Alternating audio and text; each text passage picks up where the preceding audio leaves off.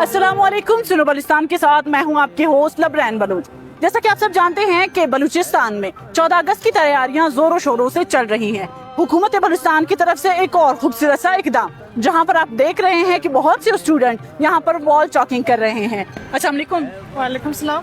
अपना नाम बताइएगा। मेरा नाम मासूमा है।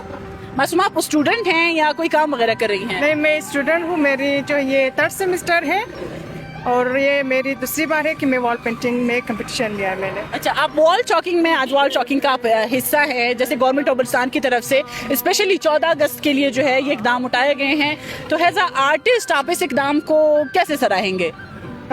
मुझे ऐसा लगता है मतलब जो है ये अपॉर्चुनिटी हमें मिला है कि हम लोग अपनी जो है आर्ट्स को शो करें, हम अपनी खुशी को इजहार करें। इसके तरीके मतलब हर किसी को हम लोग शो कर सकते हैं कि पाकिस्तान में भी जो है आर्टिस्ट है, तो इसी तरीके हम लोग शो कर सकते हैं अपने हुनर को। अच्छा, आज आप मासूमा क्या बना रही हैं? एज अ मुहिब्बुल वतन पाकिस्तानी बनकर आज वॉल चॉकिंग में आप जो हिस्सा ले रही हैं उसमें बना क्या रही हैं?